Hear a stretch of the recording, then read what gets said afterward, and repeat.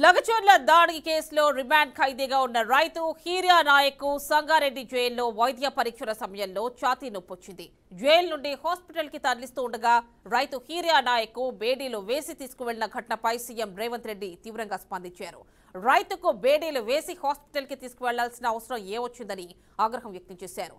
అధికారులతో మాట్లాడిన సీఎం ఘటనపై ఆరా తీశారు. విచారణ జరిపి నివేదిక ఇవ్వాలని ఉన్నతాధికారులను ఆదేశించారు.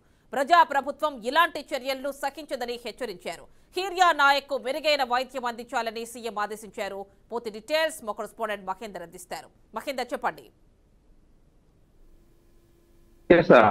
లగచర్ల ఘటన అంటేనే మొత్తంగా రాష్ట్ర వ్యాప్తంగా సంచలనం రేపినటువంటి విషయం. మరి అలాంటి లగచర్ల విషయంలో దాదాపు 40 రోజుల నుంచి రైతులందరూ కూడా సంగారెడ్డి జైల్లో సబ్ జైల్లో ఉండడం జరిగింది. మరి నేడు వీరనాయక్ అయినటువంటి ఒక రైతును ఆ జైలు నుండి ఆసుపత్రికి తరలిస్తున్న నేపథ్యంలో అతనికి హార్ట్ అటాక్ అనేది సరిగా రావడంతో మొత్తం తనని ఆసుపత్రికి తరలించే క్రమంలో అక్కడ పోలీసులు కాస్త అత్యుత్సాహం ప్రదర్శించారని తెలుస్తుంది. ఏదైతే రైతుకు బేడీ వేసుకొని మరీ ఆసుపత్రిలో చికిత్స అంటున్న వైరం ఏదైతే ఉందో కాస్త సంచలనం రేపింది. తెలంగాణ రాష్ట్ర ప్రభుత్వం ఇష్టం వచ్చినట్టుగా రైతులకు కనీస మర్యాద కాదు, ఎవరు కూడా లేని పరిస్థితి కనిపించింది. రైతుల పట్ల ఇంత అమానుషంగా మీరు ప్రవర్తిస్తారా అంటూ ఇప్పటికే ప్రతిపక్ష పార్టీలన్నీ కూడా వైపు స్పందిస్తున్న నేపథ్యం కనిపిస్తుంది.